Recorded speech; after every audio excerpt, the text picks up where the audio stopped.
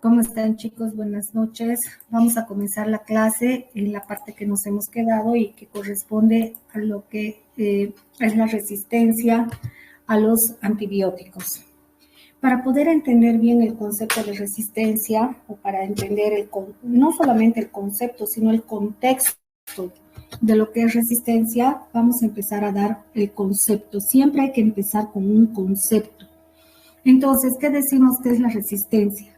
La resistencia se basa en los siguientes aspectos que aquí les he traído de manera, digamos, muy didáctica para que ustedes entiendan, ¿ya?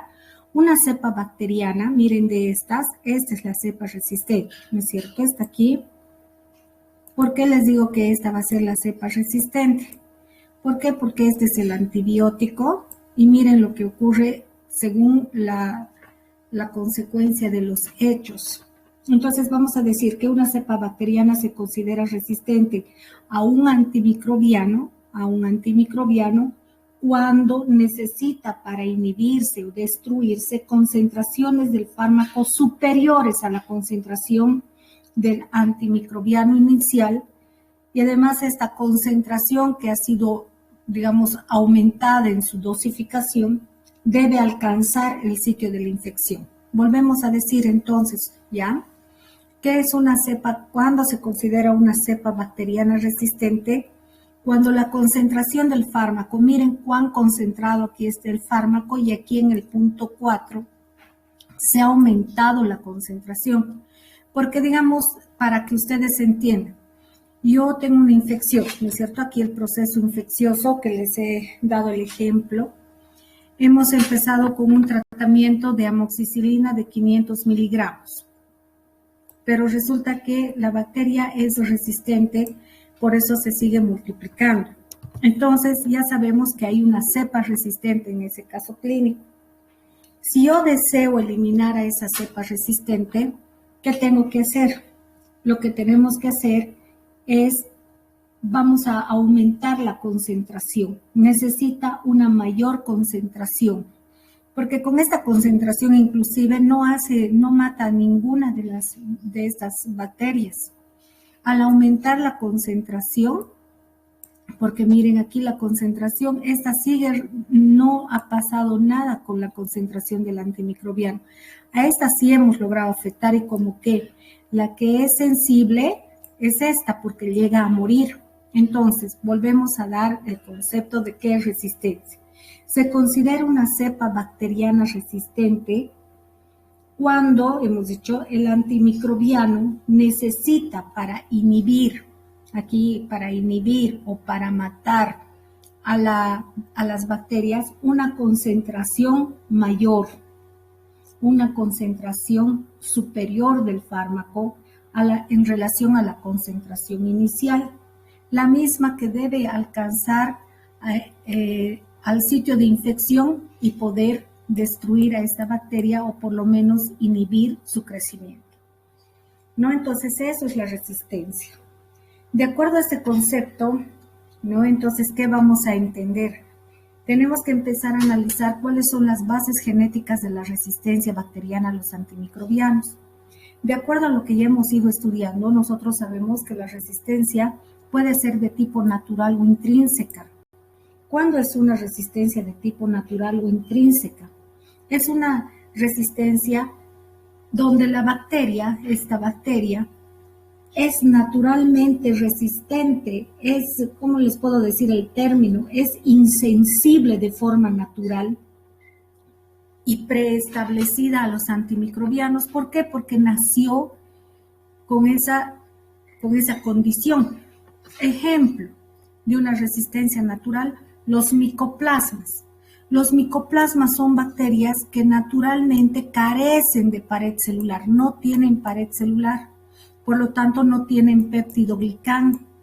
Si la persona estuviese infectada con micoplasmas y nosotros pensamos que el agente causal es una bacteria, el fármaco de primera línea va a ser siempre pensar en darle una penicilina, una amoxicilina.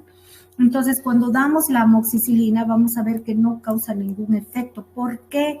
Porque esa bacteria tiene una resistencia natural, una insensibilidad natural, una forma preestablecida que no va, o sea, no va a ser afectada con el fármaco. ¿Por qué? Porque carece de pared celular, simplemente por eso. Entonces, como este ejemplo, hay varios. Uno se pregunta, igual, ¿cuándo la bacteria tiene el plásmido? Claro, ustedes van a decir cuando la bacteria se conjuga, cuando hay transducción, cuando hay transformación, pero básicamente, ¿en qué momento la bacteria tiene plásmido? Siempre va a haber una bacteria, la primera bacteria, la inicial, que va a nacer con plásmido. Entonces, esa bacteria sí tiene una resistencia natural porque ha nacido con el plásmido. O si hay unas bacterias que nacen, así como por ejemplo hemos visto que hay personas que tienen alguna condición genética y las hace a veces fuertes o a veces débiles o les crea un síndrome, es de forma natural, no es que ha sido algo o sea, que algo que se ha pensado. Entonces la resistencia natural o intrínseca es aquella con la que la bacteria nace, ya está preestablecida, es una insensibilidad de tipo natural. Pero esto si nosotros le pusiéramos una estadística, un estudio estadístico, la resistencia natural pues representa el 2% de las resistencias de las bacterias. Entonces, ¿cuál es el 98%? El 98% de la resistencia se debe a una resistencia adquirida. ¿Y cómo las bacterias pueden adquirir resistencia? Pueden ser por estos tres motivos moleculares. Primero, puede ser que a nivel de su propio ADN, ahí el ADN de la bacteria mute. Las mutaciones hemos visto que son cambios espontáneos, de baja frecuencia, son puntuales o específicos, hereditarios, y que se dan de un momento a otro. ¿Ha podido ocurrir ese fenómeno? Entonces es a nivel del cromosoma mismo de la bacteria que ha existido una mutación. ¿Y qué tiene que ver con la mutación? Por decir, esta bacteria para que vaya a recepcionar a las penicilinas necesita de las PBP transmembranales y que la forma de la PBP tenía que ser así, de esta forma, el receptor de esta forma. Como muta, entonces puede ser que haya habido un cambio de la morfología del receptor y por lo tanto la penicilina ya no se puede ir a unir a este receptor. ¿Por qué? Porque ha habido una mutación en el gen. Entonces esa es una forma de resistencia de tipo cromosómica porque está afectando al propio ADN, a los genes esenciales de la bacteria y la mutación se ha dado por un cambio en uno de los tripletes, en un nucleótido. Y esto, estábamos diciendo, la resistencia natural debe ser más o menos el 2%. La resistencia adquirida, hemos dicho que va a ser casi un 98%. De este 98%, las mutaciones deben ser cercanas a un 5%, por decir, no estoy poniendo números arbitrarios. Entonces, 98 menos 5 quedan un 93%, y ese 93% se da sobre todo en estos dos polos, que la bacteria haya ganado plásmido. Es la forma más frecuente de resistencia que tienen las bacterias frente a los fármacos, ganar un ADN extracromosómico o que haya la presencia de transposones o genes saltarines. Entonces, ¿cómo una bacteria va a ganar plásmido? Sabemos que el plásmido puede ser adquirido por los tres siguientes mecanismos: la conjugación que se da a través del pili sexual, la transducción que se da cuando un bacteriófago inyecta su ácido nucleico a esta bacteria, pero este bacteriófago tiene una característica, que no es un bacteriófago virulento, es un bacteriófago avirulento, un bacteriófago moderado porque va a ser ciclo lisogénico, no lítico.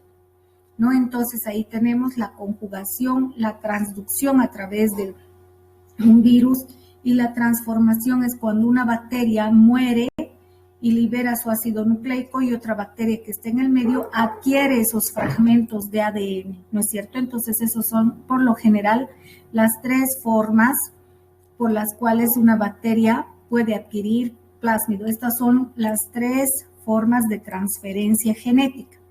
Y los transposones, que no son más que genes saltarines, ¿no es cierto?, que van de un locus genético a otro y son portadores por lo general de resistencia.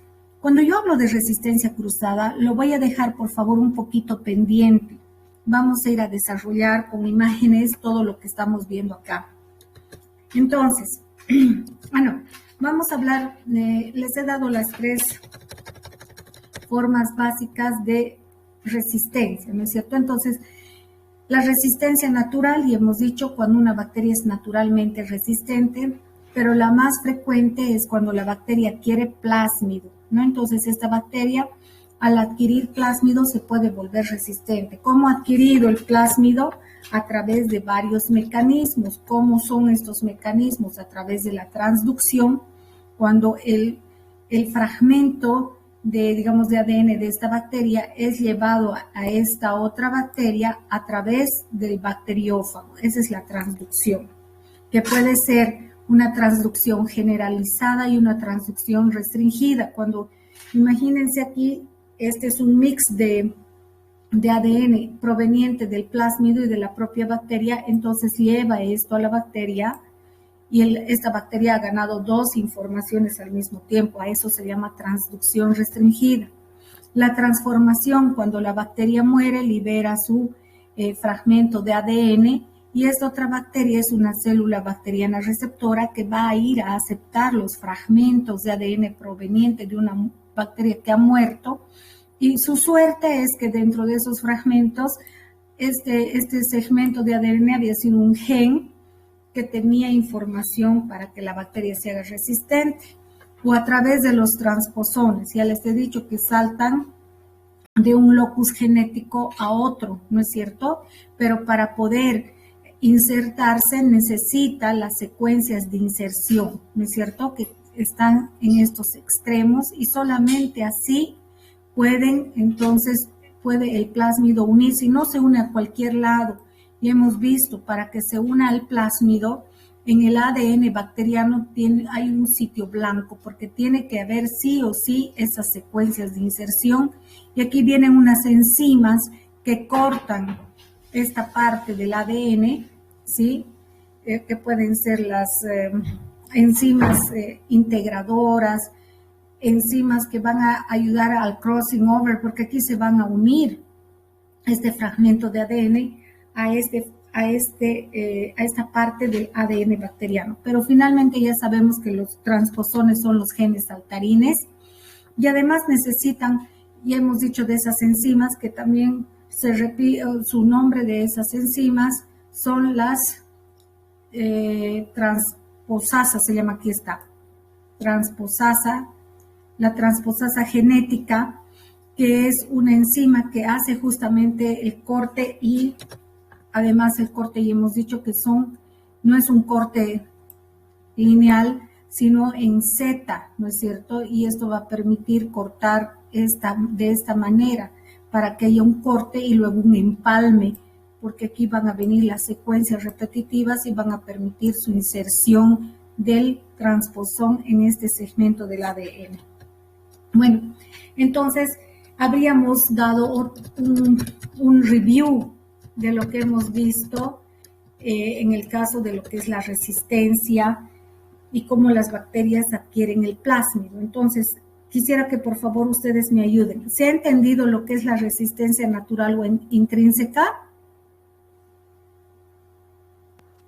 ¿Hola? Sí, doctora. Se entendió. Gracias. ¿Se entendió lo que es la resistencia adquirida? Sí, doctora. Sí, doctorita. Entonces, en la resistencia adquirida hemos visto que puede ser cromosómica, por plásmidos y por transposones. Por eso hay inciso A, B y C. Ok, ¿se entendió eso? Ahora yo tengo que hablar de resistencia cruzada. ¿Qué es la resistencia cruzada? Y aquí sí, por favor, tenemos que ser muy, pero muy, muy atentos en esta parte.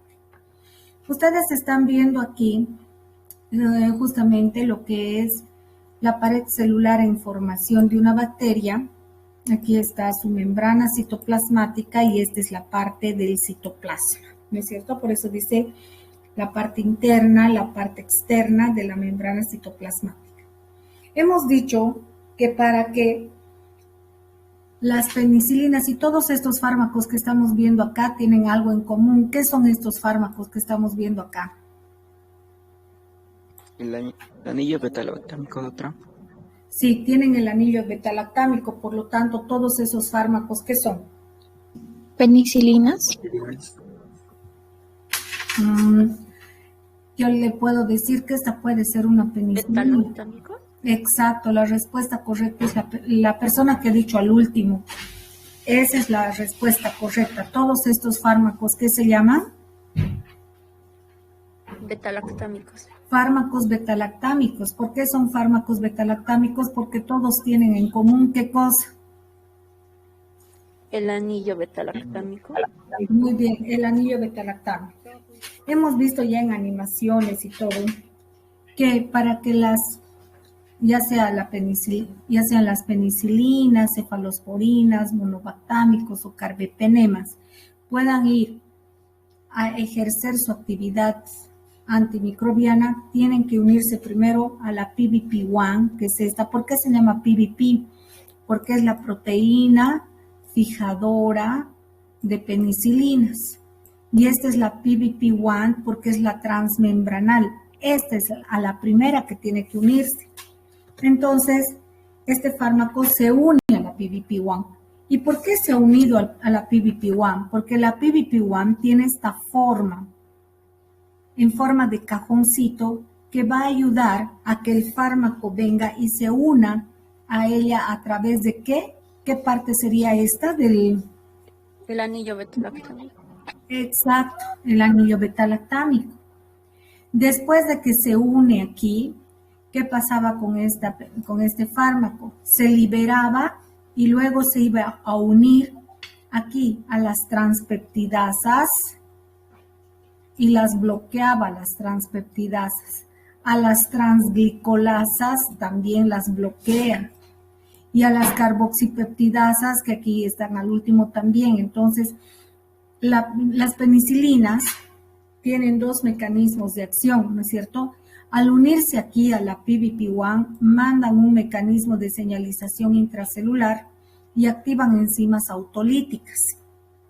Pero también de aquí se van liberando gradualmente y van a bloquear a las transpeptidasas, transglicolasas y carboxipeptidasas, que son enzimas biosintetizadoras, y al bloquearlas impiden que se forme el peptidoglicán y esto hace que la bacteria explote. Muy bien. Ahora, ¿qué pasa si la bacteria muta?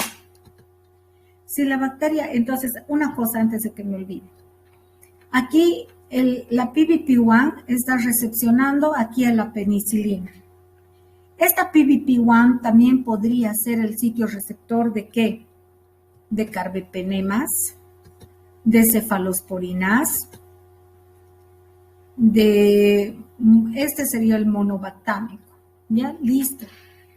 Entonces, la PBP1 puede servir, o sea que no solamente sirve como proteína, porque esta es una proteína fijadora de penicilina. No, también esta PBP1 puede servir, o sea que este receptor que es para las penicilinas también es un receptor ¿para qué? Para las cefalosporinas, para las carbapenemas, para los monobactámicos. ¿Me estoy dejando entender hasta aquí? Sí, doctora. Sí, doctora. Ok. Entonces, eso es importante. ¿Qué pasaría? Ahora yo les voy a preguntar a ustedes. ¿Qué pasaría si aquí, en vez de que haya la forma así de cuadradito, por el tema este de la mutación, esta proteína se vuelve así como una proteína globular y sin forma, o sea, como si fuera esta, como si estuviera así toda globular, sin el cajoncito, ¿ya? ¿Qué ocurriría? Si viniese aquí las penicilinas, ¿podrían fijarse aquí a la PBP1 o ya no? Ya no. Ya no.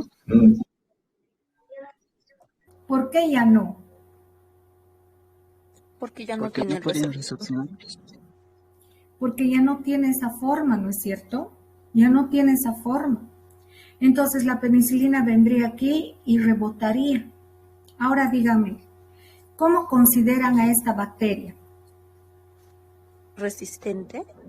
Muy bien, se ha hecho resistente. ¿Por qué se ha hecho resistente?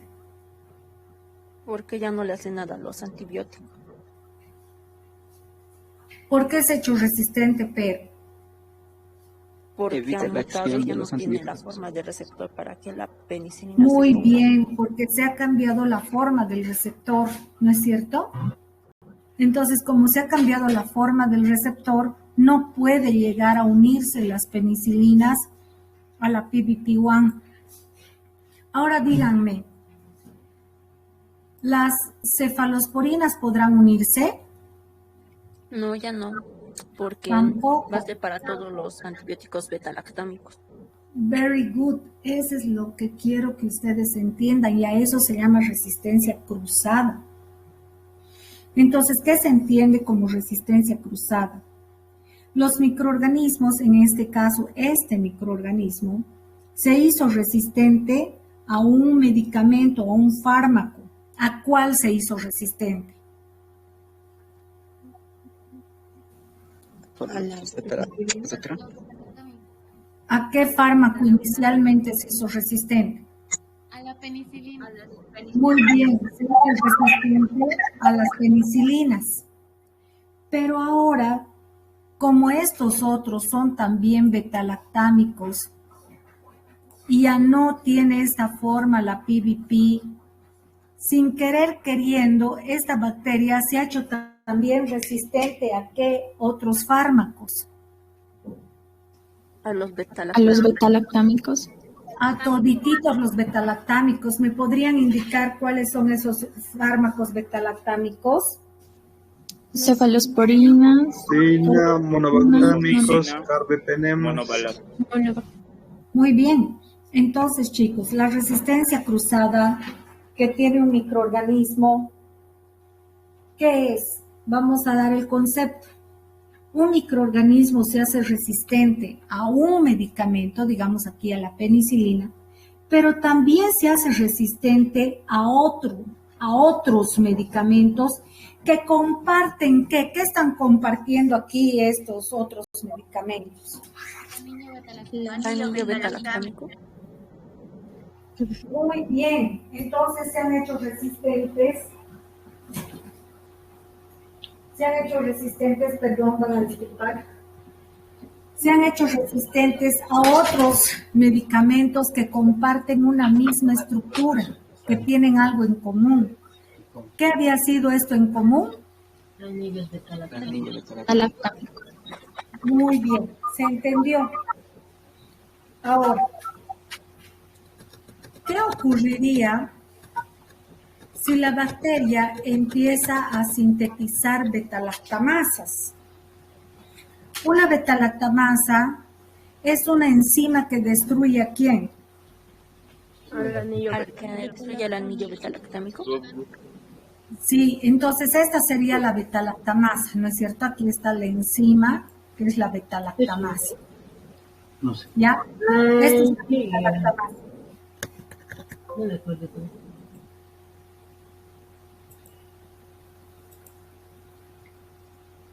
Virginia, te voy a silenciar un ratito, mi amor, porque no voy a poder sino continuar. Ya. Entonces, les estaba diciendo, ¿Qué es una beta-lactamasa? La beta-lactamasa es una enzima que tiene la función de ¿qué? De unirse al anillo beta-lactámico y no dejar que se No es unirse, bacteria. es destruir el anillo beta-lactámico. Destruye el anillo beta-lactámico. ¿Qué fármacos son beta-lactámicos? Las penicilinas, las Los carbapenemas. los monobactámicos. Pecamos. P de penicilinas, C de cefalosporinas, K de carbapenemas y MO de monobactámicos. Entonces, si ya la bacteria produce beta-lactamasas, automáticamente es una bacteria resistente a las penicilinas, pero también porque los otros fármacos tienen anillo beta-lactámico, también se van a hacer resistentes sin querer queriendo. ¿A quién? A todos A los beta-lactámicos. Exacto, a las cefalosporinas, carbapenemas. ¿Me estoy dejando entender? Entonces, ¿qué es la resistencia cruzada? La resistencia cruzada se debe entender, como les decía, si un microorganismo se hace resistente a un antibiótico, puede ser también resistente a otros que comparten, uno, el mismo mecanismo de acción, el mismo receptor, o tienen una estructura química parecida o análoga. ¿Me estoy dejando entender? Porque miren, chicos, cuando yo les he explicado qué hacen cuando yo les expliqué qué hacen las penicilinas, yo les he dicho, apréndanse qué hace una penicilina y automáticamente hagan copy-paste para cefalosporinas, para carbapenemas y para monobactámicos. Porque hacen lo mismo. ¿Por qué? Porque estos fármacos utilizan el mismo receptor, realizan el mismo mecanismo de acción y además tienen en común una estructura que les da y por eso las hace pertenecer a un grupo llamado fármacos beta-lactámicos. ¿Me he dejado entender? Entonces, ¿qué es la resistencia cruzada? La resistencia cruzada es cuando un microorganismo se vuelve resistente a un antibiótico, pero también se puede volver resistente frente a otros que comparten un mismo mecanismo de acción, una misma estructura, o pueden también tener un mismo receptor. ¿Me he dejado entender? ¿Estos qué tienen en común? Tienen en común los mismos receptores. ¿Qué tienen en común? Tienen una estructura en común que es el anillo beta-lactámico. ¿Y qué más tienen en común? El mismo mecanismo de acción. Entonces, todos estos fármacos hacen resistencia cruzada completa. ¿Me he dejado entender? Sí, doctora. A ver, si yo en el examen les pregunto, la paciente que está con este problema, yo le he dado amoxicilina, ¿ya? Le estoy dando amoxi. Le doy amoxicilina, pero empeora el caso clínico. ¿Sería bien que yo le dé una cefalosporina? En vez de seguir dándole amoxicilina, le cambio a una cefalexina. ¿Es una buena alternativa o no? No, doctora. ¿Por qué no? Porque las bacterias ya se han hecho resistentes a penicilina, así que eso va a hacer que se haya hecho resistencia a todos los beta-lactámicos. Exacto. Entonces, a eso se llama resistencia cruzada. Entonces, ustedes tienen que tener en cuenta, tienen que tener presente lo que estamos diciendo en estos precisos momentos. ¿Para qué? Para no cometer el error de dar otro antibiótico beta-lactámico. Tendrán que cambiar otro antibiótico en otro sitio de acción. ¿Me estoy dejando entender? No vale la pena dar un beta-lactámico por otro beta-lactámico porque vamos a suponer que esta puede sintetizar sintetizar ya beta-lactamasas, puede haber mutado su receptor. Entonces, por esas razones, nosotros no podemos cambiar frente a estos casos clínicos un betalactámico por otro betalactámico. ¿Me he dejado entender? ¿Sí? Sí, doctora. Ok. Entonces, chicos, eso no nos olvidemos. Ahora, vamos a empezar a ver. Bueno, la resistencia se puede dar de acuerdo a los tipos, inclusive les decía, a los tipos de plásmidos que pueden tener las bacterias, ¿ya? Pero una cosa que quiero que ustedes entiendan y entiendan bien, ¿ya? Las bacterias se hacen resistentes porque son poseedoras de información. No es que, a ver, tienen que empezar a desechar cosas que yo por favor les pido con mucho respeto. Ustedes cuando hablan de resistencia ponen porque el paciente no cumplió las recomendaciones, no hizo el tratamiento completo. Eso es inherente al paciente, pero cuando hablamos de resistencia se tienen que fijar la relación de la bacteria con el antibiótico. ¿Quién se vuelve resistente? No se vuelve resistente el paciente. Es una barbaridad que me digan, sí, es que me he hecho resistente a la penicilina. Ustedes no son bacterias.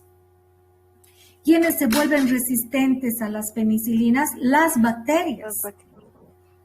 Las bacterias son las que se hacen resistentes. Si yo les pregunto en el examen cuáles son las bases moleculares de la resistencia, pueden ser, como ya les he dicho, resistencia natural, resistencia adquirida.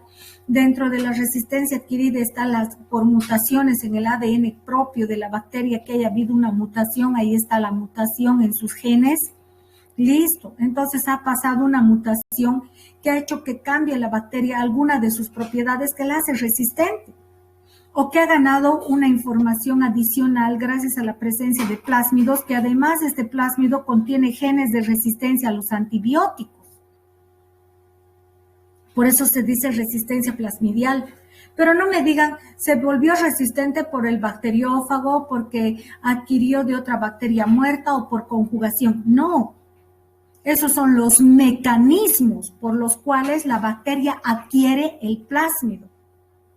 Pero en el fondo, esta bacteria se hace resistente porque tiene el plásmido, porque ha mutado sus genes o porque finalmente hay un transposón que ha venido insertado del plásmido, se ha insertado al ADN cromosómico por transposones. Son 3 razones moleculares para que ustedes me expliquen, o bueno, 4 razones para que me expliquen por qué la bacteria se ha hecho resistente. Una vez que ya saben la razón molecular, porque tiene que ver con genes, todo tiene que ver con genes. Si tiene esto, tiene genes, sí. Ahora, una cosa es que me digan, es resistente por los plásmidos. Ya, está bien.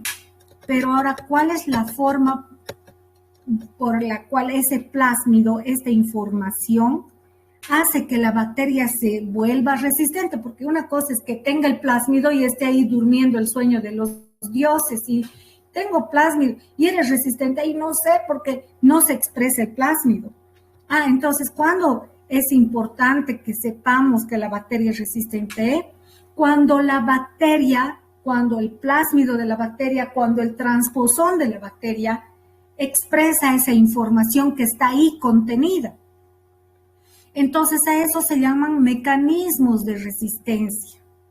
Unas son las bases moleculares, por eso tienen que aprender a leer los subtítulos.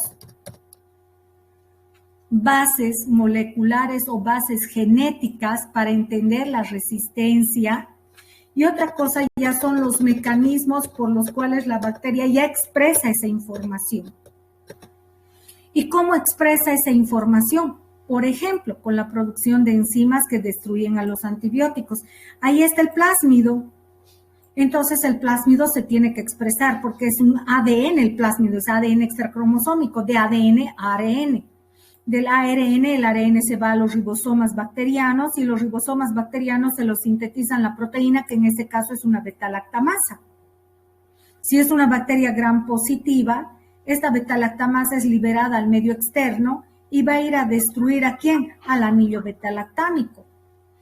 Entonces, este ya es el mecanismo de resistencia donde ya ha habido expresión. Si ha habido expresión, ¿con qué nombre se conoce ese fenómeno? Transcripción. A ver, otra persona más. Fenotipo. Muy bien, llévate 2 puntos. La expresión del gen es el fenotipo.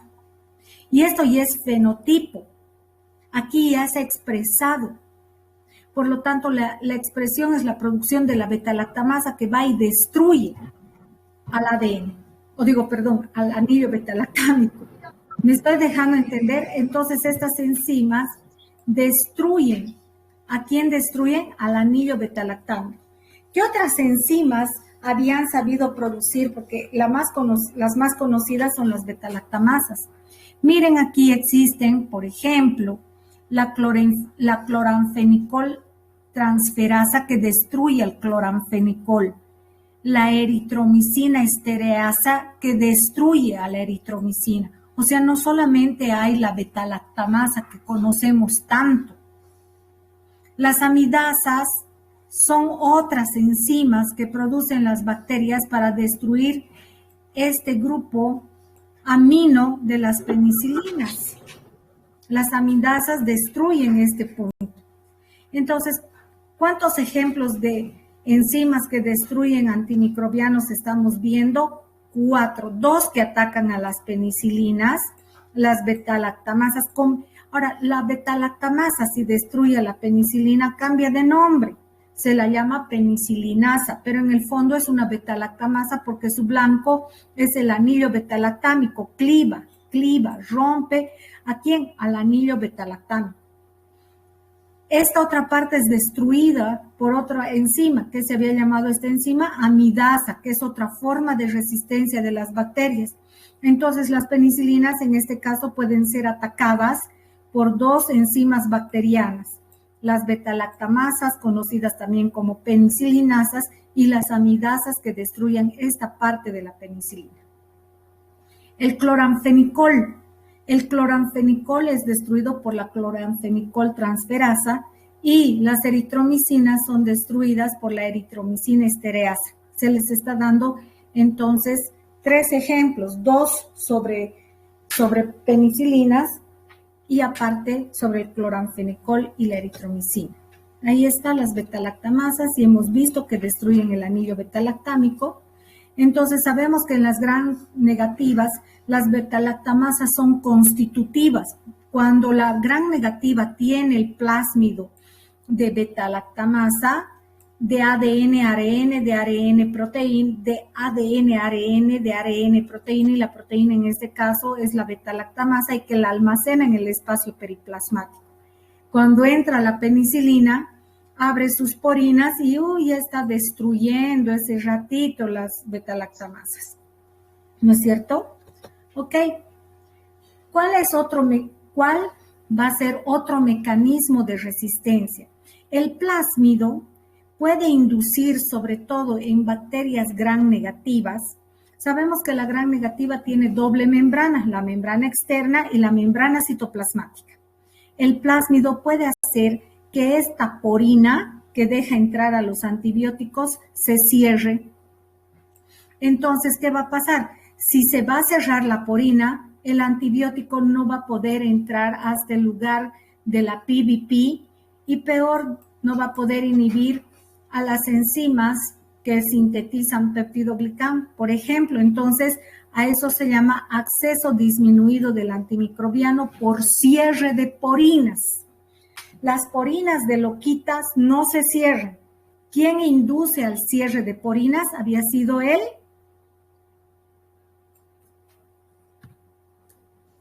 El plástico. ¿Ya? Ya estamos viendo 2 mecanismos, enzimas que destruyen antibióticos, otra forma de resistencia, cierre de porinas. Vamos a ver el tercer mecanismo de resistencia. Se llaman las bombas de eflujo.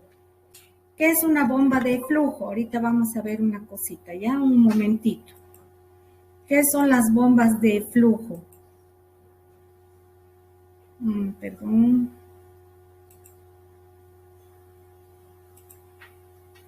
Les voy a pasar una animación un momentito, por favor.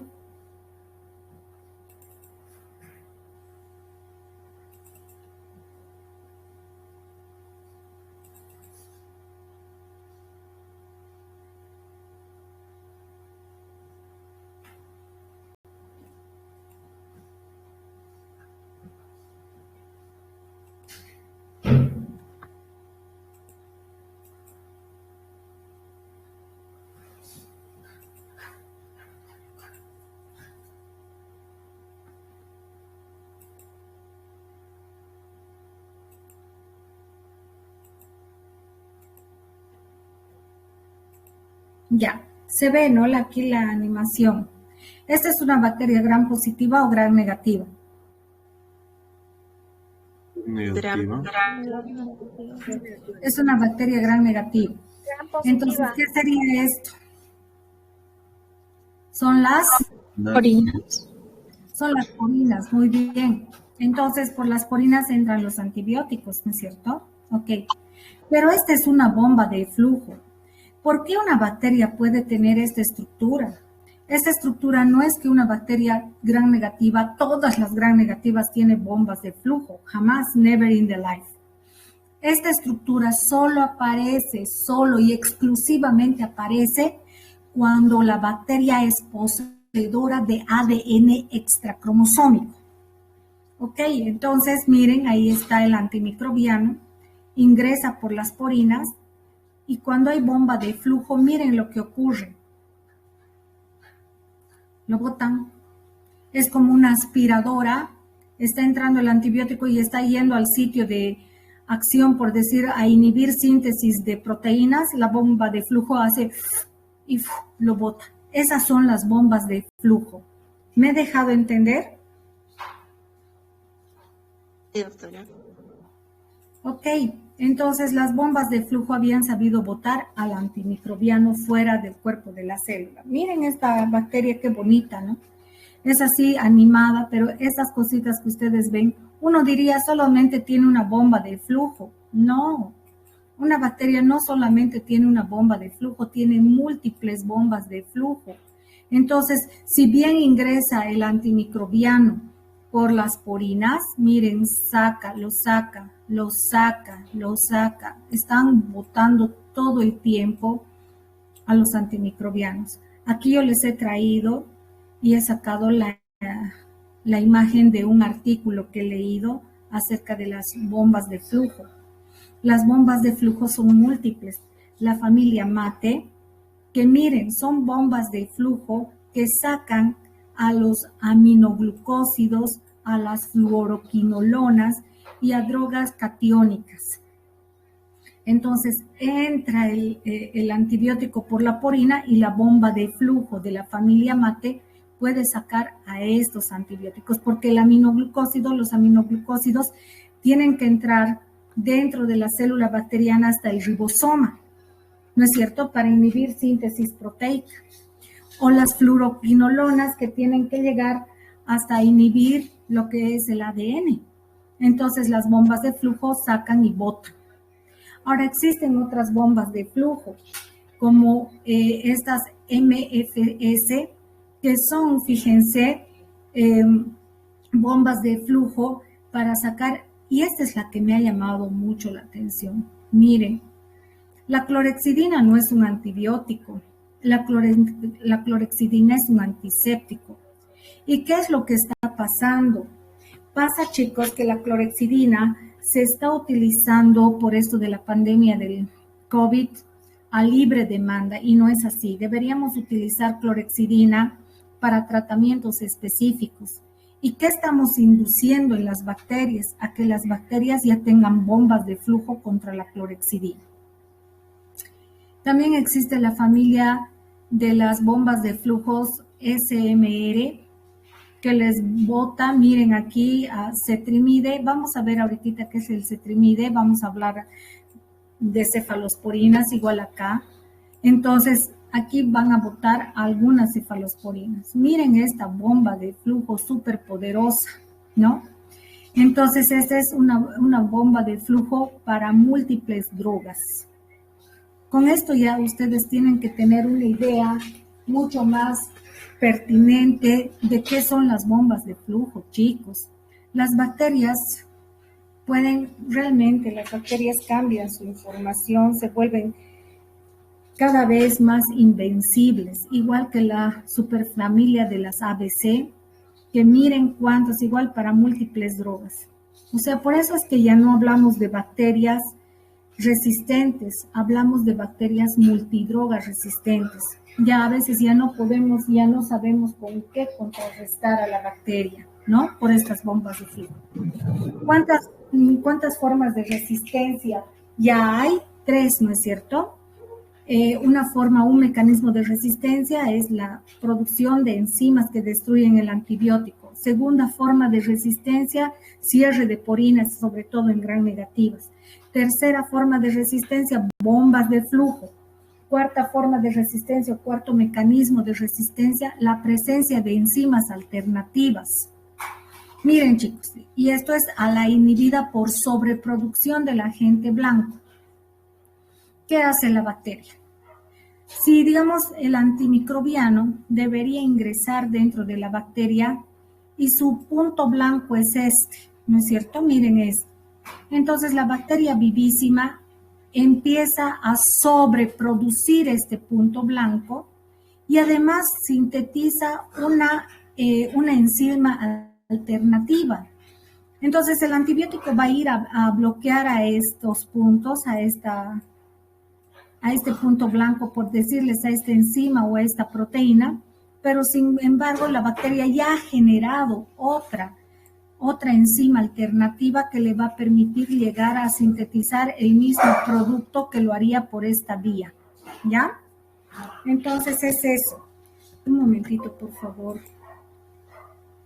Van a disculpar un ratito, chicos. Un momentito, por favor.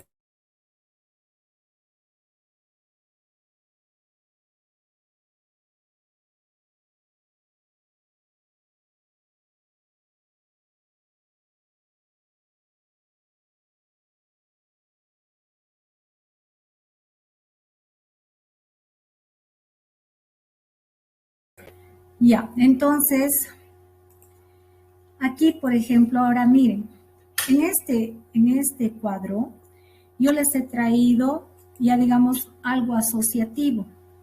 Cuando hay una disminución de la concentración del antimicrobiano dentro de la bacteria, cuando hay cierre de porinas.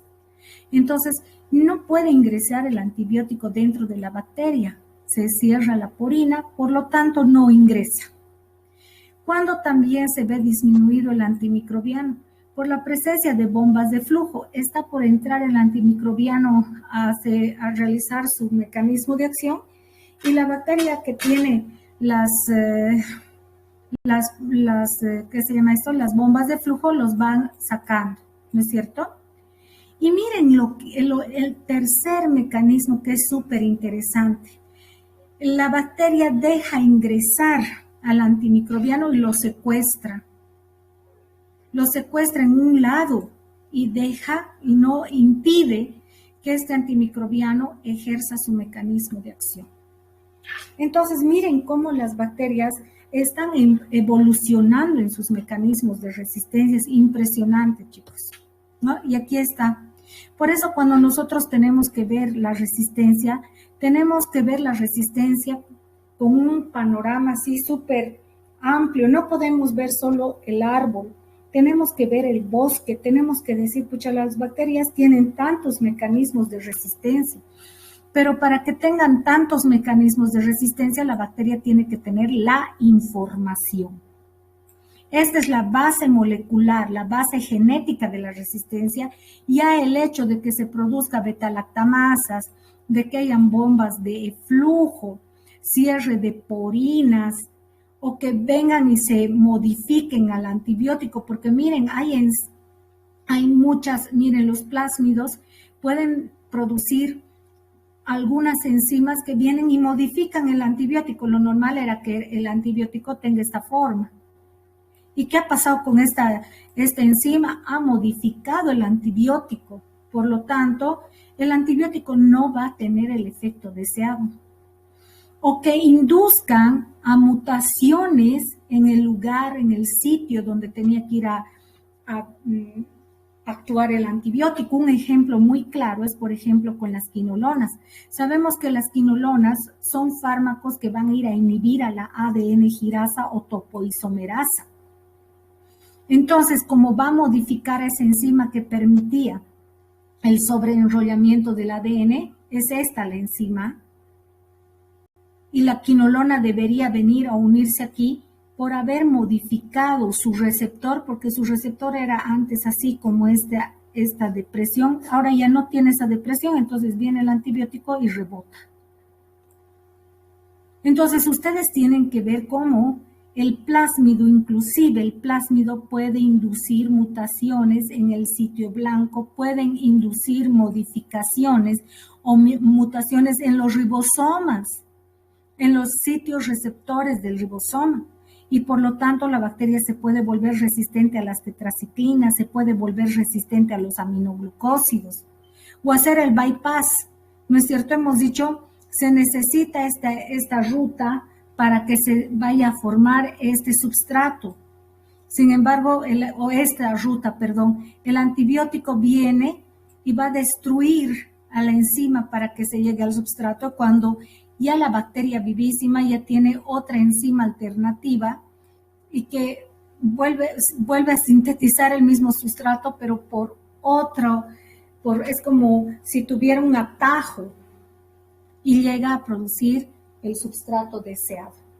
Entonces, chicos, ustedes tienen que entender que las bacterias pueden ser bacterias resistentes por 3 razones: resistencia natural, resistencia por plásmidos o resistencia por transposones. La resistencia por plásmidos puede generar toda esta infinidad de mecanismos de resistencia. O sea, ustedes no me pueden decir solamente identifique 5 mecanismos de resistencia que producen las bacterias. El ADN extracromosómico, esa respuesta está mal. ¿Por qué? Porque esa es la base genética de la resistencia. Si yo ya les estoy pidiendo 5 mecanismos de resistencia, ustedes pueden decirme, un mecanismo de resistencia es cierre de porinas, producción de beta-lactamasas, bombas de flujo, puede ser modificación del antibiótico, secuestro del antibiótico, que induzcan a que se vaya a mutar el sitio blanco, o modificación ribosomal o el bypass que se da sobre todo en el trimetoprim y las sulfonamidas. Esos son los mecanismos. Ya la bacteria en este caso ya ha expresado, estos genes ya se han expresados, o si quieren pueden decirme, o yo en el examen diga 5 fenotipos de resistencia. 5 fenotipos, si es la expresión del gen. Puede ser esto, ¿no? Producción de beta-lactamasas, cierre de porinas, porque ya es fenotipo. Una cosa que tienen que entender, y es algo que debe estar muy presente también cuando hablamos de fenómenos de resistencia. En nuestro cuerpo, nuestro microbioma humano es realmente gigantesco. O sea, nosotros tenemos tanta cantidad de bacterias que supera el número de células que conforman nuestro cuerpo. En esa millonada y trillonada y billones y retrillones de bacterias que hay en nuestro organismo, siempre va a haber alguna bacteria resistente. Cuando nosotros tomamos un antibiótico, que sería ¿qué es lo que ocurre? Por eso yo les digo, si queremos hablar de resistencia a los antibióticos, tenemos que fijarnos la relación del antibiótico con la bacteria, con el virus, con el hongo, con el parásito, porque eso es. No me digan, por favor, porque la paciente no ha seguido el tratamiento. Sí, puede ser que no haya seguido, o sí puede ser que haya seguido. Pero en este contexto, lo que me interesa es la relación que existe entre el microorganismo y el antibiótico. En ese sentido, yo tengo 2 tipos de microorganismos. Los que son sensibles al antimicrobiano y van a ser destruidos, como ustedes están viendo acá. Aquí hay destrucción, bacteriolítico, entonces es el efecto. Pero en este sentido, ¿qué está pasando? El antibiótico está haciendo una presión selectiva. ¿Por qué? Porque sin querer queriendo mata a las bacterias sensibles y escoge a las bacterias resistentes. Cuando la bacteria resistente se ve en este contexto, en este microambiente donde ya no hay competencia, porque una cosa también tienen que entender, las bacterias entre ellas son competitivas. ¿Y por qué compiten? Por el substrato. Es como, digamos que estas son como pirañas, y si ustedes le lanzan un pedazo de carne, todititas van a ir a querer comer ese pedazo de carne porque toditos tienen que sobrevivir. Entonces, entre ellas compiten por el substrato. Aquí estamos viendo que el antibiótico lo que está haciendo es destruir a las bacterias sensibles y sin querer queriendo están seleccionando a la bacteria resistente. Como ya no hay competidoras, entonces esta bacteria va a recibir todo el substrato y se va a empezar a multiplicar, a proliferar. Y en el cuerpo humano van a empezar a aparecer más resistentes, más bacterias resistentes. Así que cada vez que ustedes toman un antibiótico y no cumplen evidentemente las indicaciones, ¿qué es lo que ocurre? Si para que el antibiótico llegue aquí, a este sitio de la infección, las dosis plasmáticas, digamos aquí, tiene que ser 500 miligramos. Ustedes tomaron hoy día a las 7 de la noche, 7 en punto de la noche, el antibiótico. Cada 8 horas tienen que reforzar para que la dosis plasmática del antibiótico se mantenga así estable. Porque si dejan de tomar, cae el antibiótico, ¿no es cierto? Aquí ya no va a haber antibiótico, ya no va a haber destrucción de la bacteria. Y en ese momento, ¿qué va a aprovechar esta bacteria? De multiplicarse. El hecho de que uno no cumpla las recomendaciones del médico no implica que la bacteria se vuelva resistente. Implica que la bacteria que ya ha sido seleccionada por este fenómeno llamado presión selectiva se multiplique, prolifere y aumente su población. Eso es lo que trae como consecuencia el hecho de no tomar los antibióticos según la prescripción médica cada 8 horas. Bajar las dosis plasmáticas y hacer posible que esta que ya ha sido seleccionada por la presión que ha habido se multiplique. Ese es el riesgo. Pero el antibiótico ha hecho que la bacteria se vuelva resistente, no. El antibiótico no tiene esa propiedad, porque los antibióticos son sustancias. ¿Cómo son los antibióticos? Son sustancias químicas, chicos. Un antibiótico puede ser un comprimido, una pastilla. Un antibiótico puede ser como les decía, puede ser aquí un comprimido, una cápsula. Este es un comprimido, las tabletas son comprimidas. Esta es la cápsula, y que cuando ustedes abren la cápsula es un polvo blanco, o puede venir en forma de ¿qué? ¿Qué es esto? ¿Qué es esto, chicos? Ya, jarabe en forma de ¿qué? De líquido. Entonces, chicos, las formas de presentación de los antibióticos, y pueden venir también los inyectables. No me van a decir que aquí hay segmentos de ADN, aquí hay segmentos de ADN. No me pueden decir que un antibiótico genera resistencia, porque eso es un error. ¿Qué había sabido hacer el antibiótico? El antibiótico lo que hace es presión selectiva. Mata a las bacterias y sin querer queriendo escoge a quién. A las resistentes. Listo. Y cuando se baja la dosis plasmática, ¿qué pasa con esta resistente? Se multiplica. Eso, prolifera. Y es así el fenómeno, chicos. Ok. Según la Organización Mundial de la Salud, existen patógenos prioritarios. Esto en el año 2017. Si entramos, siguen siendo estos los patógenos prioritarios. Ya no se ha cambiado mucho. ¿Cuáles son las bacterias más peligrosas? El Acinetobacter baumannii. Miren, resistente a carbapenemas, dicen. Es que ya la última bala que se utiliza contra bacterias, ¿saben qué pasa, chicos? A un paciente viene, se le da primero, ¿no es cierto? De acuerdo al caso clínico, podemos empezar recetando amoxis, cefalosporinas, y cuando las cosas se nos van acabando, ya vamos utilizando antibióticos cada vez más poderosos, y dentro de esos las carbapenemas. Entonces, hay antibióticos ya, miren, las enterobacterias ya son resistentes a carbapenemas, a cefalosporinas de tercera generación. Estoy hablando del 2017. Ahorita les voy a dar el antes y el después. Este es el antes. El Acinetobacter es una de las bacterias que ya es más todo resistente. Ni siquiera ya es multidroga resistente, es todo resistente. La Pseudomonas aeruginosa, las enterobacterias. Después tenemos a los patógenos prioritarios. Estos son los críticos. Estos son los altos.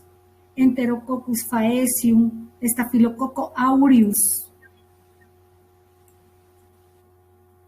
Helicobacter pylori, Campylobacter, Salmonella, Neisseria.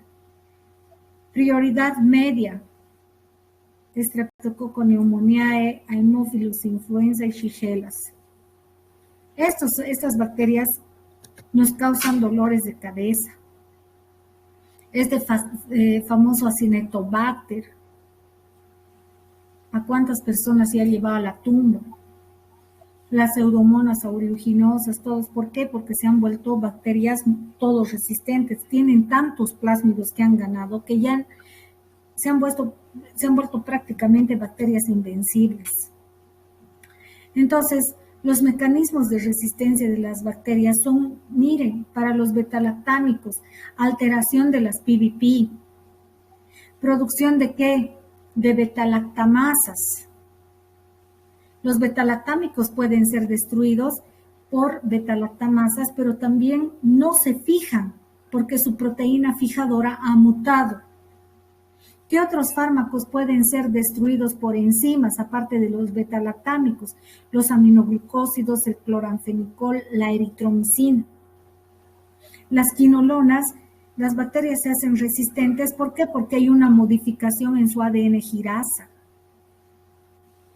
La rifampicina, modificación en su ARN polimerasa. A nosotros nos interesa como odontólogos conocer los betalactámicos, los aminoglucósidos, la eritromicina, ¿no?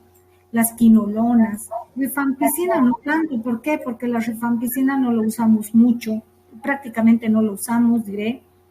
Nos interesa conocer la resistencia a macrólidos, lincosamidas, tetraciplinas y aminoglucósidos, porque sí utilizamos estos fármacos. Y miren cómo las bacterias se vuelven resistentes por modificación del blanco ribosomal. Bombas de flujo en tetraciclinas y quinolonas. Modificación de la membrana externa para los aminoglucósidos, cierre de porinas, por ejemplo. En las quinolonas ya sabemos, entonces, cuando hablan de modificación de la membrana externa, se está refiriendo sobre todo al cierre de porinas. El cotrimoxazol, bueno, este es un fármaco que son 5 partes de sulfametoxazol y una parte de trimetropin, que también la bacteria se vuelve resistente, pero ¿por qué? Por el bypass que hacen. Y vamos a ver entonces los antimicrobianos de uso sistémico y sus características generales. Aquí yo ya voy a empezar a volar, porque esto ya hemos visto, solamente que voy a empezar a complementar lo que ya hemos visto, ¿ya? Entonces, chicos, esta guía de estudio se las he diseñado con mucho cariño para que ustedes estudien de esta manera secuencial. Empezamos entonces con el nombre químico del antimicrobiano, si tienen o no tienen familia, cuál es su estructura química, cuál es la forma de obtención, cuál es su mecanismo de acción, el efecto de acción, el espectro de acción, cómo esa bacteria se vuelve resistente a ese fármaco, sus usos clínicos y los efectos colaterales. Son estos 10 puntos. Los que me interesan de sobremanera es saber el nombre químico del fármaco, sí o sí. Si tiene familia o es fármaco único, sí. Estructura no me parece tan importante, pero en algunos me parece clave para que ustedes sepan. La forma de obtención tampoco me parece relevante. Entonces, esto es importante, muy importante, muy importante, muy importante, importante, importante, importante y importante. Todo esto tienen que aprender sí o sí. Empezamos con la fosfomicina. Entonces voy a empezar a hablar de los fármacos que inhiben síntesis de péptidoglicán de pared celular. Y esto ya lo hemos visto. Entonces voy a correr un poquito, pero ya se los voy a complementar en base a estos 10 puntos que acabo de mencionar. Entonces, nombre químico del fármaco es el número 1, ¿no es cierto? Nombre químico del fármaco es fosfomicina. Después decíamos, ¿tiene o no tiene familia? ¿No es cierto? ¿Tiene o no tiene familia? No tiene familia, es fármaco único. ¿Cuál es la forma de obtención de la fosfomicina? Inicialmente la fosfomicina era sintetizada por esta bacteria que se llama el Streptomyces fradiae. ¿Cuál es su estructura química? Ya les he hablado de la fosfomicina, inclusive les he dicho que se parece mucho, es análogo al fosfoenol piruvato, de ahí el nombre de fosfo, porque tiene el grupo fósforo, ¿no es cierto? Una vez que sabemos eso, ¿cuál era el mecanismo de acción de la fosfomicina? La fosfomicina va a ir a inhibir la síntesis, evidentemente, del N-acetilmurámico, pero ¿cómo lo hace? Porque bloquea una enzima que se llama se une a una enzima, ¿no es cierto? ¿Qué se llamaba la enzima, chicos? Aquí vimos. Esto es un recordatorio. ¿A qué enzima se unía aquí está la fosfomicina? Aquí estaba el fosfoenol piruvato, pero ¿qué se llamaba la enzima que evita que la fosfomicina siga sintetizando péptidoglicán? En realidad, N-acetilmurámico. ¿Se acuerdan de la enzima? La peptidiltransferasa. No, porque peptidiltransferasa es que transfiere un péptido, no. Piruviltransferasa, doctora. Muy bien, mi amor. Pirubil, llévate 2 puntitos, ¿ya? La enzima se llama piruviltransferasa y eso lo hemos visto, chicos. Al describir al principio fármacos que inhiben síntesis de pared, ¿sí o no? ¿Se acuerdan o no se acuerdan? La fosfomicina es análogo del fosfoenol piruvato y se une competitivamente a la pirubil Transferasa. y por eso bloqueaba la formación de ¿qué? De N-acetilmurámico. Entonces, la señorita que ha respondido se va a poner 2 puntos por haber respondido en la teoría. Ok, entonces estamos en fosfomicina. Ya sabemos entonces, nombre del fármaco, familia no tiene. Su forma de obtención inicialmente era por esta bacteria. ¿Cuál es su estructura? Es esta la estructura, tiene fósforo. ¿Cuál es su mecanismo de acción? Ahora yo les puedo poner en el examen. Opción 1, inhibe a la piruviltransferasa. Opción 2, inhibe síntesis de N-acetilmurámico. ¿Cuál es la opción 1? Si solo uno es correcto, ponen A. Si la segunda es correcta, ponen B. Si ambas son correctas, ponen C. Y si ambas son falsas, ponen D. ¿Cuál es la respuesta? C. C, porque ambas son Mecanismo de acción local. ambas son correctas, ¿no es cierto? Ok. Después, ¿cuál es el efecto? Porque aquí seguimos en este orden, ¿no? Mecanismo de acción, efecto de acción. ¿Cuál es el efecto de acción? Bacteriolítico. Fuerte. Bacteriolítico. Es bacteriolítico. ¿Por qué estás tan apagada, mi amor? Ganate 2 puntitos, eso te va a levantar el ánimo. Bacteriolítico.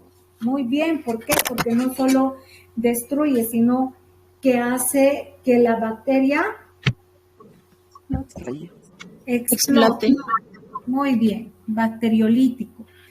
¿Cuál va a ser su espectro de acción? El espectro de acción de la fosfomicina es de amplio espectro. Vale decir que la fosfomicina va a matar a gran cantidad de gram positivos y gran cantidad de gram negativos. Entonces es de espectro de acción, de amplio espectro de acción. ¿Cuál es el mecanismo de resistencia? Miren, dice la fosfomicina debe penetrar dentro de la célula bacteriana. Claro, ¿por qué? Porque la fosfomicina inhibe síntesis de peptidoglicán en la fase intracitoplasmática. Entonces, ¿cuál podría ser el mecanismo de resistencia? Cierre de porina, pero de la membrana. Aquí está, miren, la fosfomicina tiene que entrar dentro de la membrana. Por la membrana citoplasmática. No, obviamente es una, digamos, si esta fuera gram positiva, tiene que entrar hasta dentro de la célula. Entonces, esta es la porina, pero de la membrana citoplasmática. Ahí está, membrana citoplasmática. ¿Cuál será su mecanismo de resistencia? Entonces, cierre de porina. Muy bien. ¿Cuál será su efecto?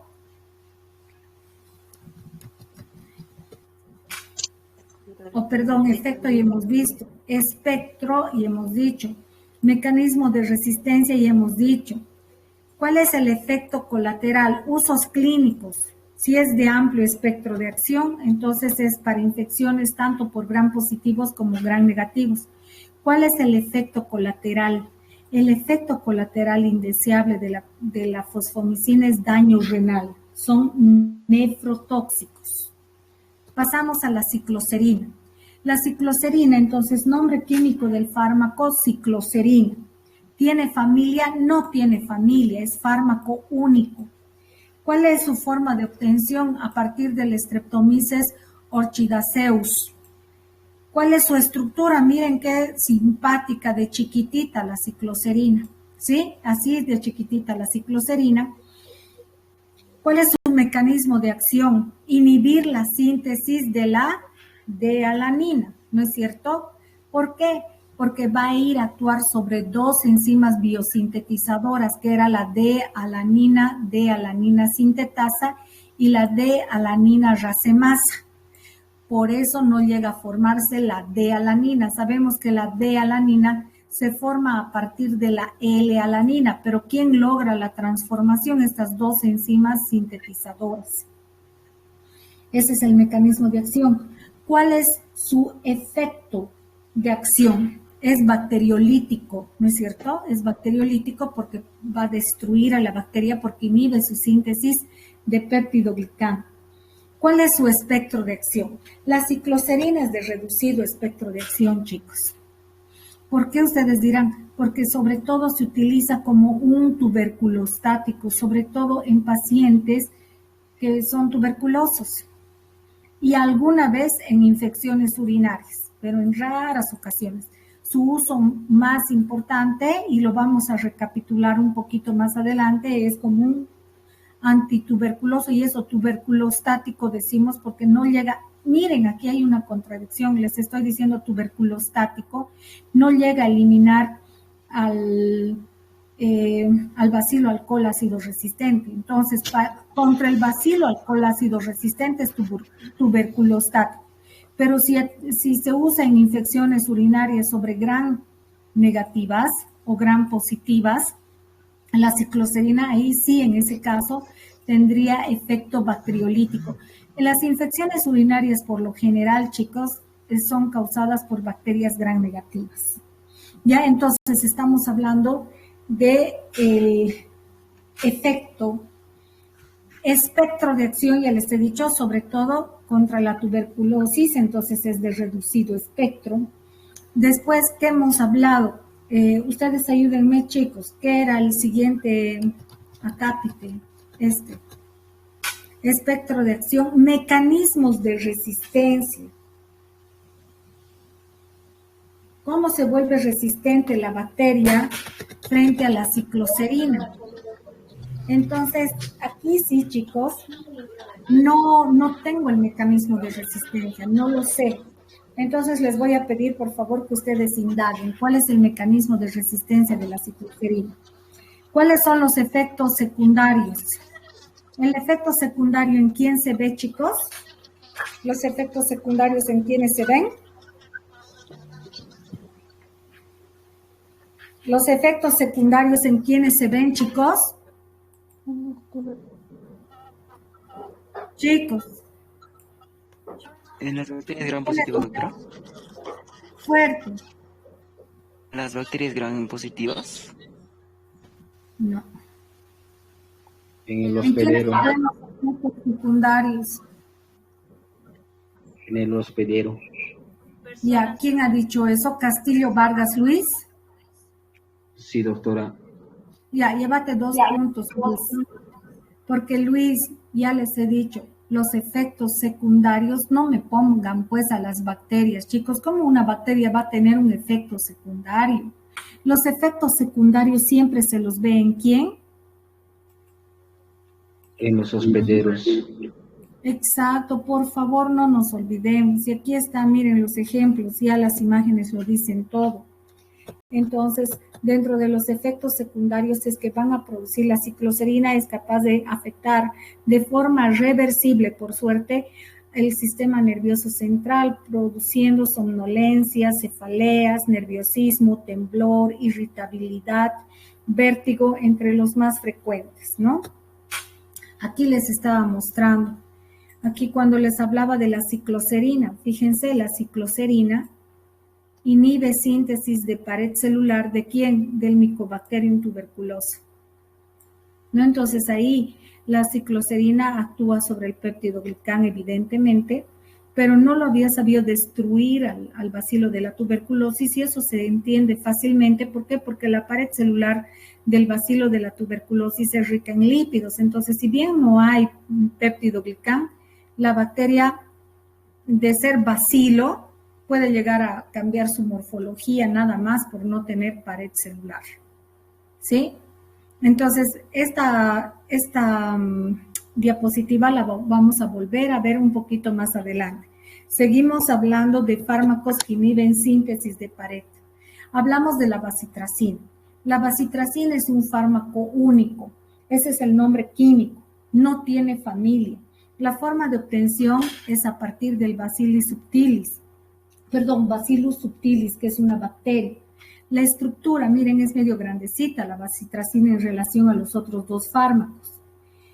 ¿Cuál es su mecanismo de acción? La bacitracina inhibe al bactoprenol, que es el lípido transportador que va sacando los bloques de péptidoglicán hacia la parte externa de la membrana citoplasmática para que se vaya formando el péptidoglicán en la parte exterior, ¿no es cierto? ¿Cuál es su efecto? El efecto antibacteriano, ahí puede ser, para que ustedes no se confundan, yo voy a explicitar cuál es el efecto antibacteriano para que no se confundan con efectos colaterales. El efecto antibacteriano de la bacitracina va a ser bacteriolítico porque destruye pared celular, péptidoglicán. ¿Cuál es su espectro de acción? Es de reducido espectro. Es muy útil sobre bacterias gram positivas, pero solo sobre gram positivas y ni siquiera sobre una gran cantidad de gram positivas, sobre todo sobre estreptococos y algunos estafilococos resistentes a las penicilinas. Y además se la utiliza solamente, vean aquí, en infecciones superficiales y su forma de presentación es en pomada. Nunca va a ser de administración sistémica, porque la bacitracina produce muchos efectos colaterales, ¿ya? Efectos colaterales pero tan peligrosos que no se la administra por vía sistémica, es demasiado tóxica para el riñón. Ustedes saben que el riñón, en realidad las suprarrenales producen más de ¿cuántas hormonas producen? Las suprarrenales. Y van a dar mañana fisio. Bueno, no sé, todavía tal vez no estén ahí, ¿no? Bueno, pero producen más de 16 hormonas las suprarrenales.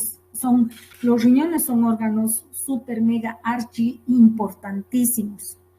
Entonces es demasiado tóxica para el riñón.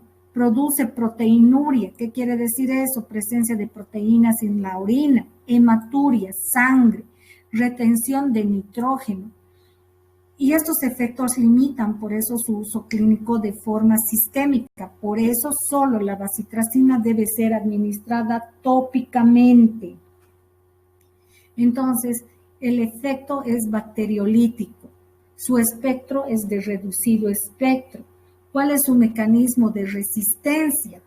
A ver, todos los que no estoy dando, ustedes van a indagar. ¿Cuál es el mecanismo de resistencia de la bacitracina? Me lo indagan, y de la cicloserina también. Muy bien, hablamos de los efectos colaterales, ya está, entonces ya están tocados los 10 puntos que quiero que toquen y aprendan de esa manera, ¿no? Por ejemplo, cuando un paciente tiene esta enfermedad, ¿qué será esta enfermedad? ¿Me podrían decir?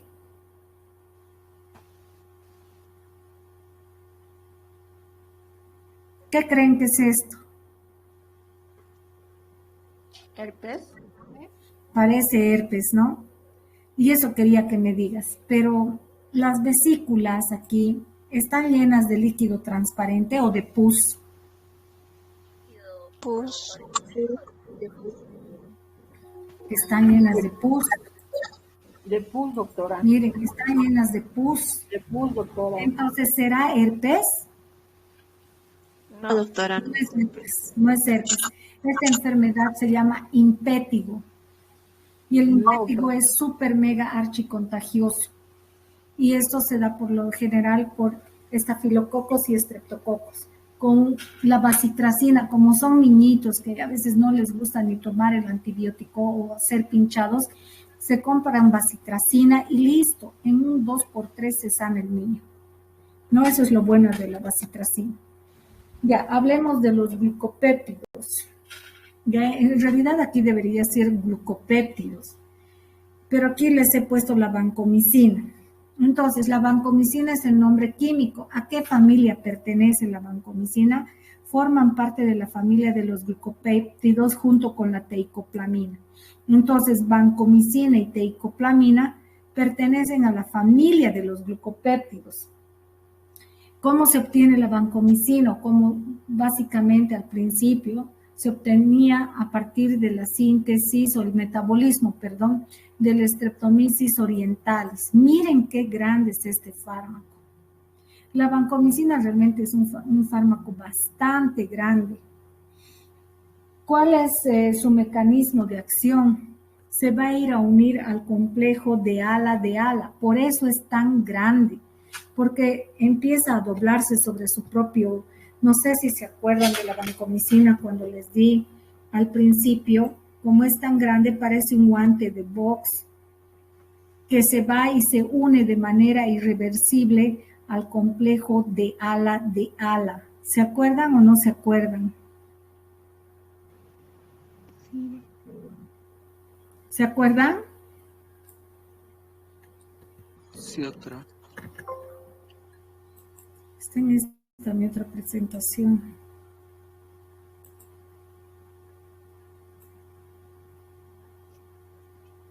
Se los voy a traer porque quiero que se acuerden siempre, porque como voy a hablar de esto, a ver dónde estamos. Aquí. Entonces, ¿qué hace la D-alanina? Miren, ahí está. Esta es la vancomicina, perdón. Se unen al último, ¿no es cierto?, al complejo de ala.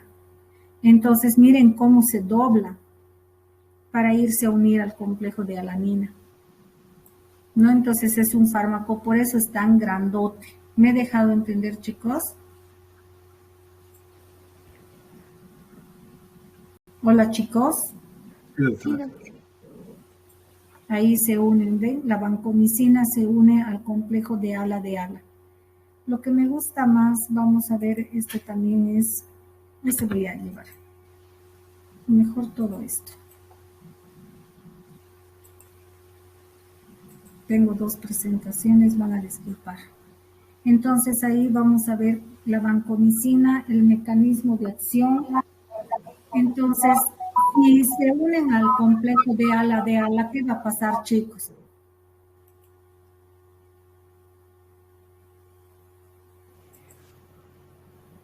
El puente peptidil transverso ya no se va a formar, doctora. Muy bien, el puente peptídico transverso ya no se liga, ¿no es cierto? Ya no va a haber la transpeptidación como estamos viendo aquí y por lo tanto se va a destruir el peptidoglicán porque la vancomicina se une aquí. ¿Qué ocurre? Miren, esto es el mecanismo de resistencia, ahorita vamos a volver. Entonces, su mecanismo de acción es unirse al complejo de ala y de esa manera impedir sobre todo la transpeptidación, no tanto la transglicolación, es la transpeptidación, ¿no? Y como consecuencia, como hemos visto acá, se va a ir a destruir el peptidoglicán. ¿Cuál sería su efecto entonces antibacteriano? Bacteriolítico. Bacteriolítico, doctora. Muy bien, bacteriolítico.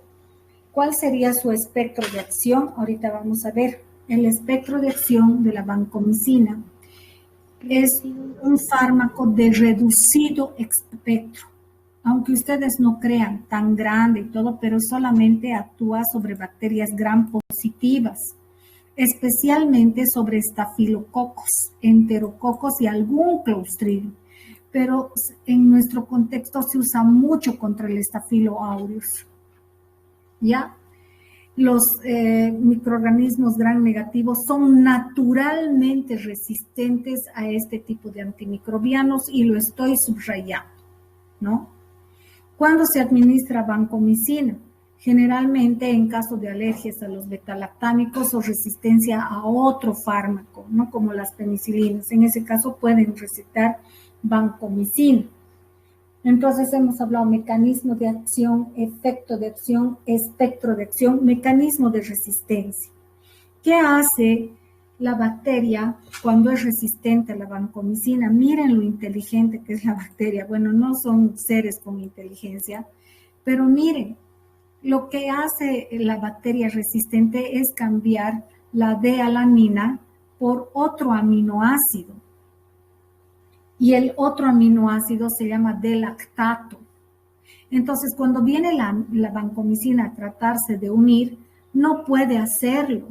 Miren, no puede hacerlo. Entonces, en este caso, sí se va a llevar a cabo, ¿qué cosa? La transpeptidación y se va a formar, ¿qué? El péptido glicerol. Aquí este aminoácido, ¿qué se había llamado este aminoácido alternativo en especies resistentes? Del lactato. Muy bien, chicos, del lactato. ¿Cuáles son los efectos colaterales? ¿Ya? Los efectos colaterales, miren, la vancomicina puede producir importantes efectos colaterales como fiebre, erupciones y esto, tromboflebitis. Miren la pierna, cómo está aquí, está toda enrojecida. Ototoxicidad, se van a volver medio sorditos, y nefrotoxicidad. Entonces si ustedes van a ir analizando, las únicas que no tienen tantos efectos colaterales son las penicilinas. El resto de los fármacos sí, ¿ya? Ya hemos hablado del mecanismo de resistencia, se debe al reemplazo de la D-alanina por D-lactato y de esa manera se va a producir la resistencia. Y miren, lo interesante del dato que les estoy dando aquí es que esta resistencia no se debe a plásmidos, sino a un transposón, que se llama el transposón 1546, sobre todo de enterococos fecales. Las penicilinas, aquí sí. Las penicilinas, nombre químico, penicilinas, ¿ya? Pero las penicilinas son una familia muy grande de fármacos. Inicialmente eran obtenidas a partir del Penicillium notatum. ¿Cuál es su composición química? Esta es la composición química que quiero que por favor se las aprendan súper bien. Entonces, ¿qué tiene una penicilina? La penicilina tiene el anillo betalactámico, el anillo de tiazolidina, el grupo amino y tiene un radical que va a ser sustituido por otros grupos, por otros grupos de químicos. Y por eso surgen todas las penicilinas que hay, porque este radical se va a ir a combinar con otros grupos. Y por eso se forma la amoxicilina, la ampicilina, la piperacilina, la picarcilina, ¿ya? Pero es penicilina porque básicamente tiene que tener, número 1, el anillo betalactámico. Número 2, el anillo de tiazolidina. Número 3, el grupo amino. Y número 4, el radical que determina todas las propiedades farmacológicas de las penicilinas. Las penicilinas, esta estructura sí me la van a aprender porque sí, hasta les puedo preguntar en el examen. Miren, chicos, esta penicilina se llama también ácido 6-aminopenicilánico. ¿Por qué ácido 6-aminopenicilánico? Como ya les he enseñado. Aquí tengo el carbono 1, este sería el 2, el 3, el 4, 5, aquí está el 6. ¿Qué pasa en el carbono 6? Del carbono 6 se desprende o se une a él el grupo amino libre. Entonces, este grupo amino libre, por eso se llama ácido 6, porque está aquí, amino, porque es el grupo amino, y toda esta molécula que les estoy hablando es la penicilina, por eso se llama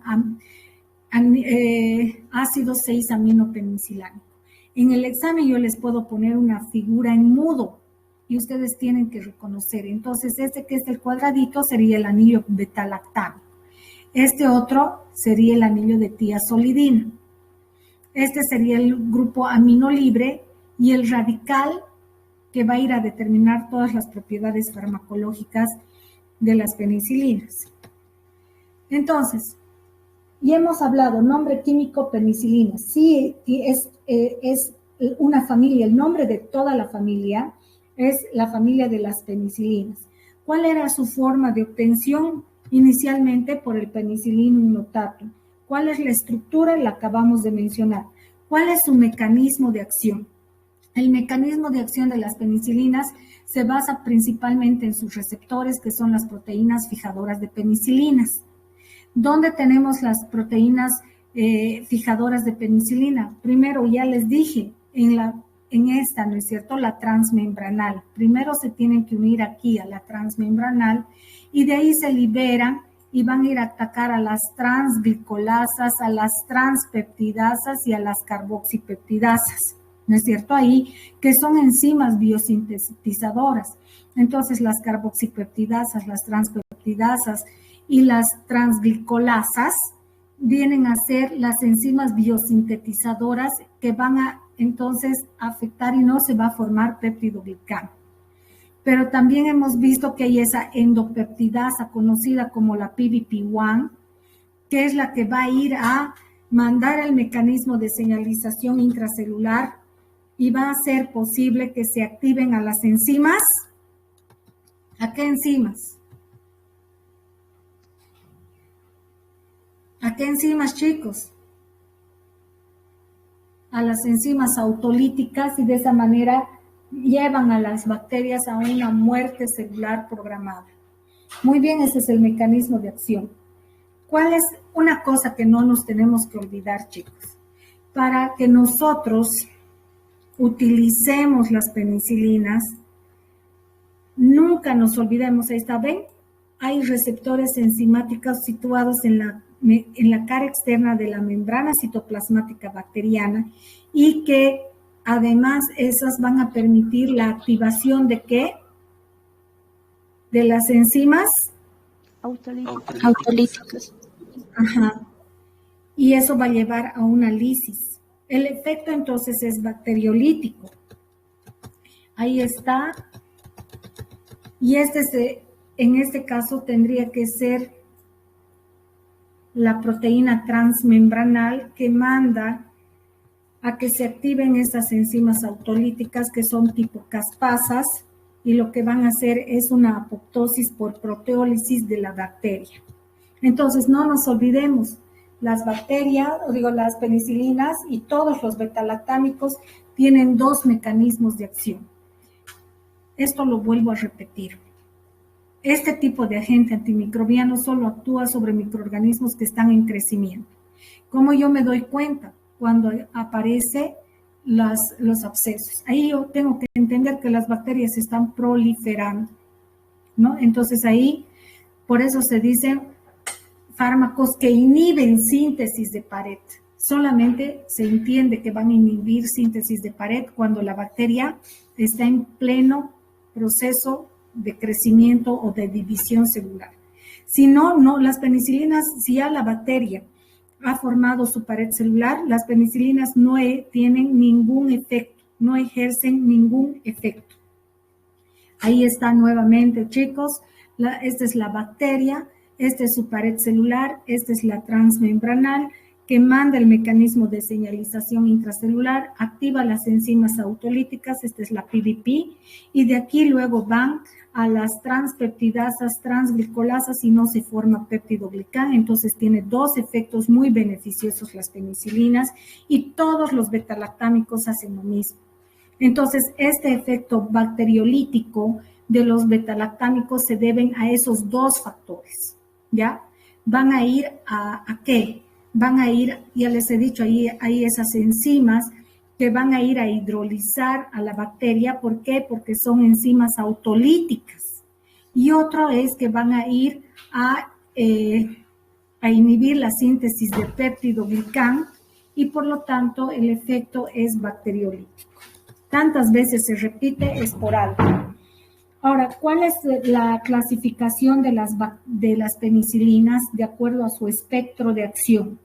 Este es el espectro de acción, chicos. El efecto ya sabemos que es bacteriolítico. Espectro de acción, y esto, sáquenle screen a la pantalla, lo que ustedes quieran, porque esta clasificación sí o sí les voy a preguntar de memoria. Las penicilinas se clasifican en penicilinas de reducido espectro, de mediano espectro, de amplio espectro y las penicilinas resistentes a las beta-lactamasas. Las penicilinas de reducido espectro, miren chicos, tenemos en el mercado y ustedes van a utilizar mucho en cirugía la penicilina G o la benzilpenicilina, que puede ser sódica o potásica, es decir, que a la penicilina se le añade el sodio o el potasio. ¿Por qué? Porque sabemos que las bacterias tienen carga eléctrica negativa. Al agregar a una penicilina el sodio o el potasio, es ideal. ¿Por qué? Porque como va a tener carga positiva, cargas de diferentes signos, ese ratito la penicilina es absorbida y va a la PVP. La penicilina B o fenoximetilpenicilina está en rojo. ¿Por qué? Porque prácticamente todas las bacterias ya se han hecho resistentes a este tipo de penicilinas, por lo tanto ya no se la utiliza en clínica por la alta resistencia que ha aparecido. Después tenemos la penicilina procáinica y la penicilina benzatínica, muy utilizada. Todas estas son inyectables y vienen en... no se mide en miligramos por si acaso, sino se mide en... ahorita se me ha ido, pero me voy a acordar, después les voy a decir, pero tiene que ver son inyectables, por favor. Todas estas penicilinas son vía intramuscular profunda, ¿ya? Las de mediano espectro o de espectro amplificado, que no es lo mismo decir de amplio espectro, porque de reducido han pasado, sabemos que de reducido porque atacan una pequeña cantidad de bacterias, pueden ser gram positivas. Se dice de mediano espectro porque atacan a más gram positivas y a una pequeña cantidad de gram negativas. Por eso se dice de espectro amplificado, porque ya su espectro ya mata a más microorganismos. Dentro de estas, las más usadas, aquí sí o sí me tienen que saber de memoria, ya les he dicho, está la ampicilina y la amoxi. Nosotros utilizamos amoxi, pero no saben, es el pan nuestro de cada día. Ya es de espectro amplificado o de mediano espectro. Luego hay la pivampicilina y la vacampicilina. ¿Por qué están de rojo? Porque en Bolivia no hay estas. Ahora tal vez sí han llegado. Voy a preguntar si hay pivampicilina y vacampicilina en las farmacias. Pero la que siempre hay es la amoxi. Como dirían, es la vieja confiable. Es cuando siempre hay una infección, damos a la conocida, y la más conocida es la amoxicilina. Penicilinas de amplio espectro. Estas se clasifican en 3 grandes grupos: las antiseudomonas, las aciluridopenicilinas y las aminidopenicilinas. Las antiseudomonas son la carbanicilina y la ticarcilina. Las aciluridopenicilinas, la aslocilina, la meslocilina y la piperacilina.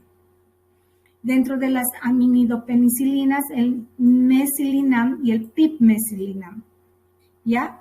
Estas son de amplio espectro. Muy utilizada la piperacilina. Por eso será el piptazo. Acuérdense del piptazo.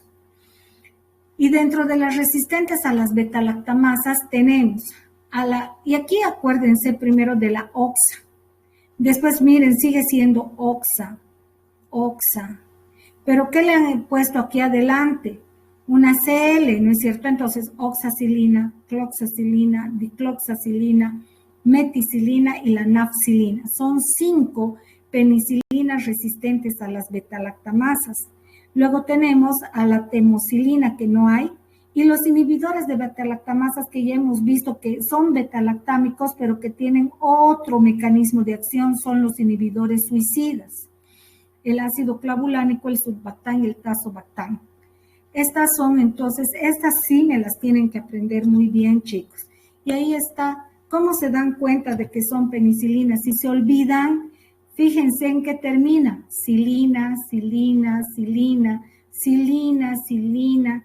Obviamente mesilinam no es muy frecuente, pero después toditas estas otras en silina, silina, silina.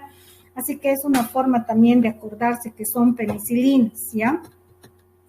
Y ahí está la forma también de reconocer, es porque tiene anillo beta-lactámico, anillo de tiazolidina, el grupo amino, y el radical aquí ha sido sustituido por otro compuesto y ha hecho posible que esta penicilina se llame oxacilina.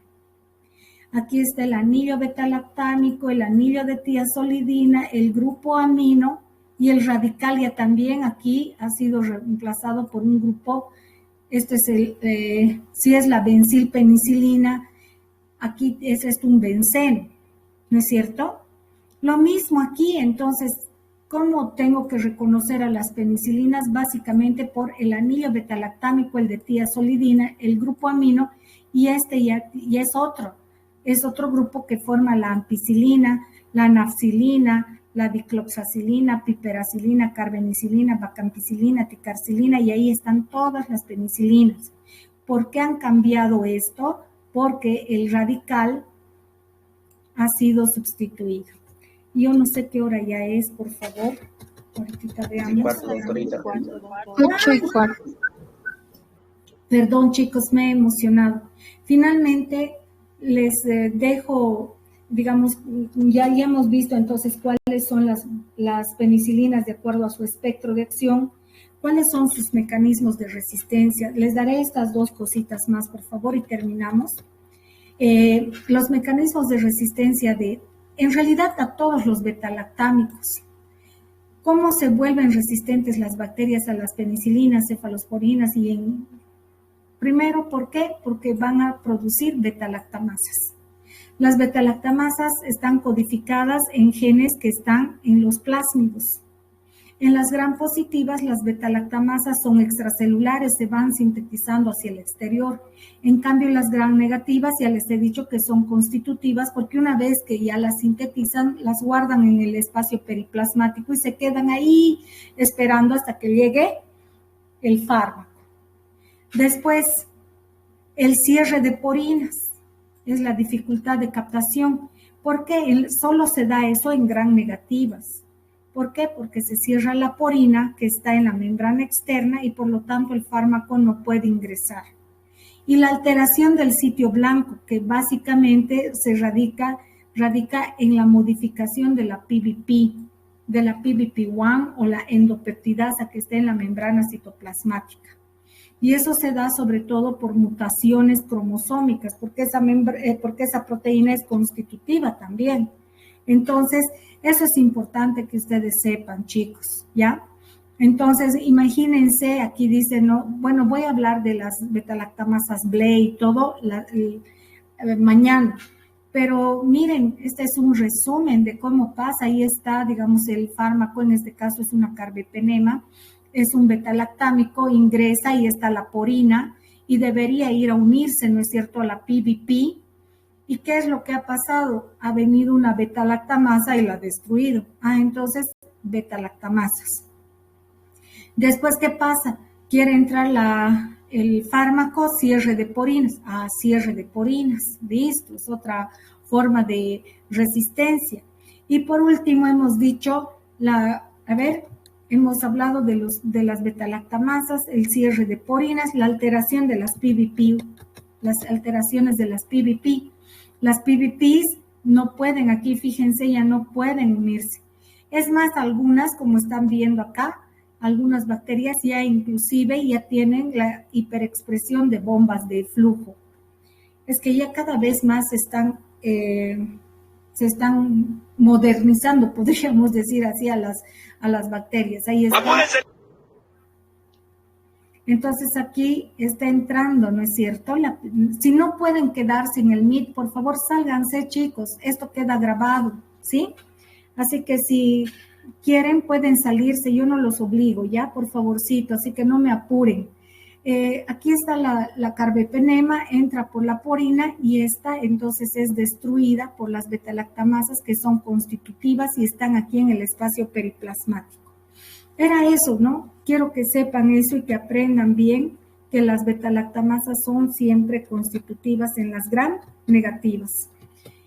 Y aquí me voy a quedar porque ¿cuántos tipos de betalactamasas hay? Hay muchos. Uno podría pensar que no hay más que solo una betalactamasa y eso es un error. Y el efecto colateral indeseable de las penicilinas, el único efecto colateral indeseable de las penicilinas son las alergias. Y eso no es un efecto colateral propiamente dicho, es una condición. Las personas alérgicas tienen en sí un gen, eso es dado genéticamente porque hay una proteína transportadora de penicilina y hace que las personas sean alérgicas. Y en muy altas dosis puede ocurrir lo siguiente, puede haber irritación del sistema nervioso central y también pueden provocar granulopenia, imagínense, diarreas y tendencias a las hemorragias. Listo, chicos, hemos terminado hasta penicilinas. Mañana termino todo lo que es quimioterapia y por lo tanto entra en el examen. Ha sido un placer, como siempre, estar con ustedes. Por favor, se ponen los chicos que se ganaron puntos y lo termino el Meet. ¿Ya? Muchísimas gracias. Un abrazo. Saludos, chicos. Chau, chau, chau. Chau, chau. Doctora.